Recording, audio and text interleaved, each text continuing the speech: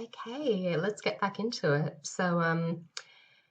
Now that we've thought a little bit about economic globalization, which I think it's an interesting way to start unpacking some of the aspects of globalization, how it's developed and how it can be understood, because it's perhaps one of the more kind of tangible elements of globalization. It's arguably a bit easier to trace than something like cultural globalization, although it's not entirely distinct from it. Nonetheless, I think now that we've got a sense of some of the processes of economic globalization, we can look at some of the processes that are underpinning the kind of um, globalization on a large scale. So globalization is arguably kind of driven forward by processes that underpin modernization more generally. So if we go back to thinking about Weber from week 2 of the course, Max Weber, if you remember, one of our kind of beardy fellows.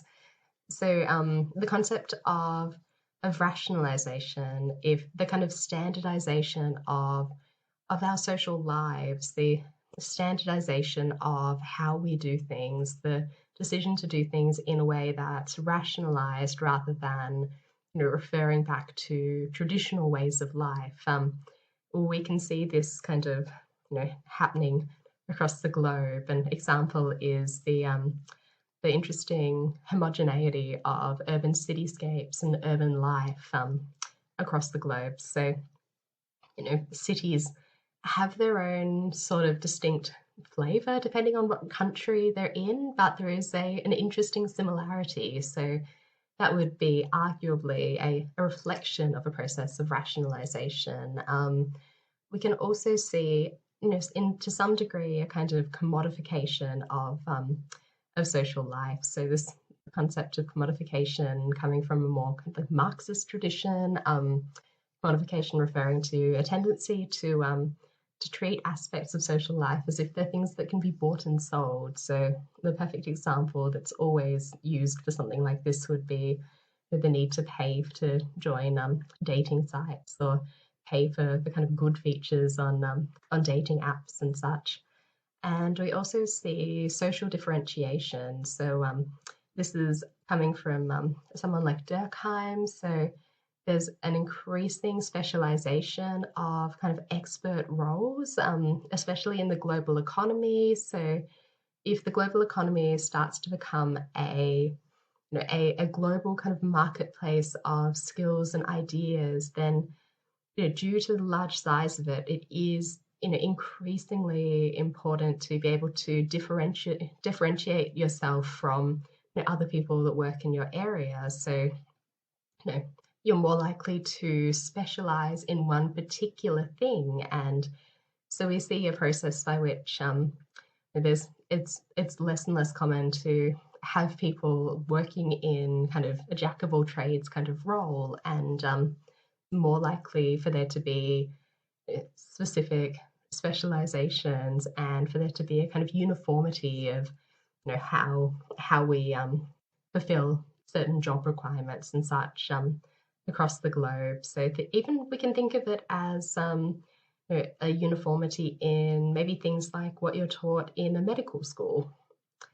I would say a few hundred years ago, there would be a huge kind of difference, or there'd be much more variation in what people that fill a kind of the social role of a doctor would be taught. And arguably now there's an increased similarity so that skills are transferable internationally, so that you can have internationally recognized qualifications that are transferable. We also have the movement towards democratization. So this is not completely uniform, but we have a kind of movement towards, or at least a view of democracy as the kind of form of government that we would try to kind of bring forward. Whether or not this has been successful or whether or not it's appropriate is a entirely different conversation, I think. And then finally, we have the rise of social media, the rise of kind of mediation. So increasingly had this process through which technology has allowed us to interact across the borders of nation states in more fluid ways. So rather than needing to send a letter, which necessitates already knowing someone, or call a phone number, which again necessitates already knowing someone, there's now a way to meet someone overseas without having to physically go there, and that that seems very, pardon me, that seems very normal to us now, but it is something that's quite novel in the kind of scope of technological development. So it is it's a huge part of the kind of process of globalization over the last the kind of recent decades. And if we're thinking about where things are going to go from here, it's obviously difficult to say, but we can look at some predictions. So by 2030, the world's population is projected to rise by kind of more than 1 billion, bringing it to well over 8 billion, which it's getting close to now already. And interestingly, 97% of this population growth is going to come from emerging or developing countries, part of what we'd call the global south. So it's not going to be kind of evenly distributed.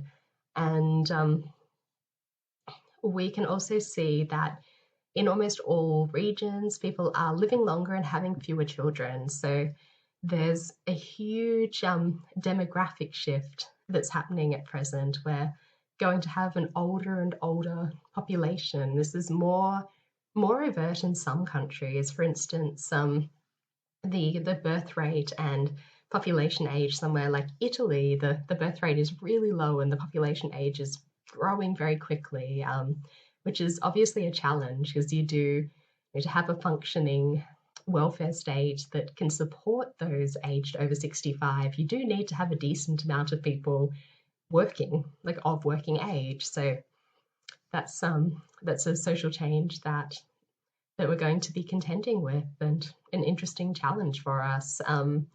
We also have really rapidly rising inequality, which I would argue has been exacerbated by COVID, which we can see.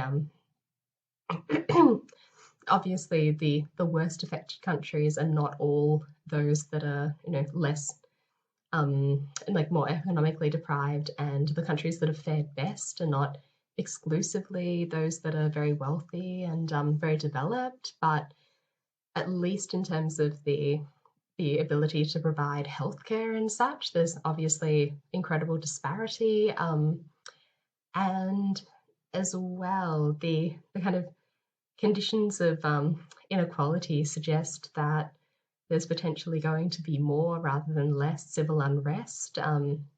We know that inequality and large divisions between rich and poor do not lead to particularly stable societies. And then finally, what we would call ethnocentric identity claims. So things like secessionist movements, or like efforts to have one's own kind of country, or to separate off from another country, are kind of appear to be likely to strengthen rather than diminish. But this could be something that goes through cycles, because it's something that kind of comes up and simmers down again and again. We're going to talk about things like ethnocentrism next week when we talk about ethnicity and culture. So that's something to kind of watch out for. So when we're trying to think through, again, globalization and how it occurs, one really interesting or really helpful theorist of globalization is David Harvey, who's a geographer, is a Marxist geographer, and he argues that globalization is essentially facilitated by what he calls space-time compression. So this is the compression of space and time. So it is what it sounds like. And I think I can illustrate it best with this diagram taken from Harvey's 1990 book, The Condition of Postmodernity. in which he puts forward his theory of time-space compression. And so Harvey essentially is arguing that the development of transport and communication technology has meant that the world has shrunk in terms of how long it takes us to cross the world and to send information. So to send both people and ideas. So if we look at the 1500s to kind of mid 1800s, right about the kind of middle of the first industrial revolution, we have sailing ships to rely on. So things took a rather long time, but then we start to have trains and steamships, which make it quicker. And then we have aeroplanes, and then finally jet airplanes. So we're able to travel to the other side of the world within a 24-hour time frame, which would be inconceivable for someone living in the 1500s. It's a tremendous change. So Harvey argues that this essentially compresses both space and time because we're able to suddenly travel these distances. So he's really focused on the role of technology in driving forward social change or change in our social experience of time and space. And so he argues that globalization is essentially facilitated by the shrinking of time and space, by our ability to move incredibly quickly across space and to send information incredibly quickly. But this is not, this kind of increased interconnection is not without its drawbacks. So, sorry, one moment. So, if we're trying to think about the kind of, I suppose, the drawbacks or the challenges of globalization, both on a large scale and within our everyday lives. Anthony Giddens is particularly interesting for helping us think through this. So I'm taking these ideas from his book, Runaway World, how globalization is reshaping our lives. And so Giddens basically argues that globalization has led to what he would call a global risk society. So he's making an argument that's quite similar to that of Ulrich Beck, who you may have come across before, the author of the Risk Society thesis, and they were writing at a very similar time as well. So Giddens and Beck were clearly very influenced by each other. So Giddens essentially argues that now that we live in a globally interconnected society, we're increasingly kind of at risk from things happening in other parts of the world. So the perfect example of this would be something like the Chernobyl nuclear accident. So I'm sure many of you watched the recent series on Chernobyl, which I think gave you a sense of just the kind of scale of this accident. So basically, a big kind of accident in a nuclear power plant in a kind of part of the USSR at that time. This was the late 1980s, and essentially this accident was not communicated with the rest of Europe, and it was not kind of realized that this had happened until over in Sweden there was some kind of testing, like environmental testing going on, just kind of routine testing, and they were starting to pick up the kind of increased nuclear material in the atmosphere, and they realized that it was most likely coming from this Chernobyl nuclear plant just through sheer process of elimination. And then the story started to unravel. So basically, because of this accident, there was acid rain over parts of Europe. There was a kind of a cloud of kind of nuclear material drifting across the continent. Over in kind of Cumbria in the UK and in England, there's parts of that nuclear material made its way into the kind of ground and topsoil. So sheep farmers who were growing their sheep for food to be sold. They could not sell their sheep because the ground that they were feeding from was essentially contaminated by nuclear material. So essentially, the point that I'm making here, that I'm sort of taking from Giddens, is that in this globalized, interconnected era, the risks that we face are global in nature. So it's no longer that our risks have, the boundaries of countries, the boundaries of nation states. If something goes wrong, we increasingly share in the consequences of that. So the pandemic is a fantastic example of this. Clearly, something we don't really know definitively about origins, but clearly some kind of zoonotical event happened somewhere in in China, and obviously we have this new coronavirus, and because of our incredibly interconnected world, it spread. It's even made its way to the Arctic, I believe, to the bases in the Arctic. So, or is it? I think in Antarctica.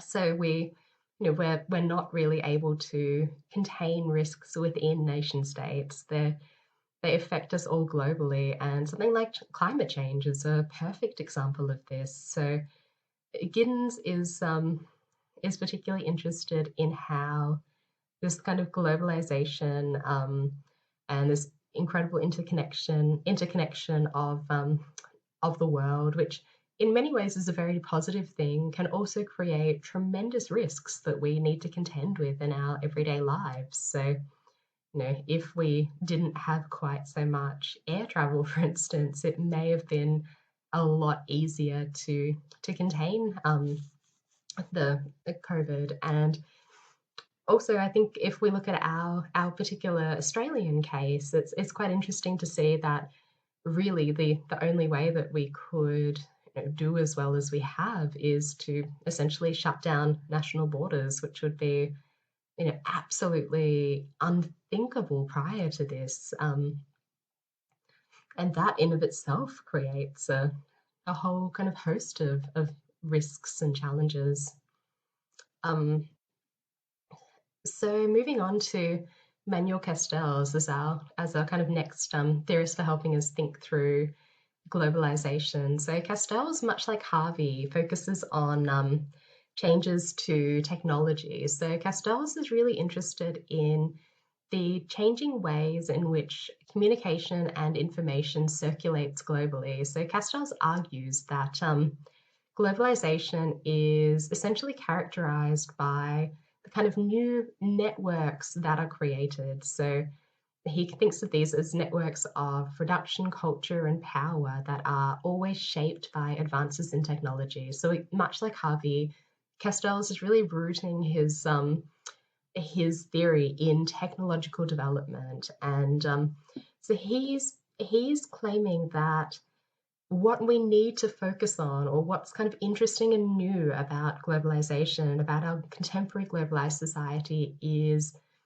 the creation of new kind of networks of communication. So he doesn't advocate focusing on particular spaces such as the global cities that Saskia Sassen was interested in. He instead argues that the kind of seat of power and such is no longer within any nation states. It is purely within kind of networks of communication facilitated by technology. So the kind of networks through which we are making things like production and economic exchange possible. So Castells kind of characterizes the contemporary age as a networked society. So I've got a quick clip of Castells talking about this, which again I think is interesting to hear a bit from the horse's mouth, essentially, and to see what these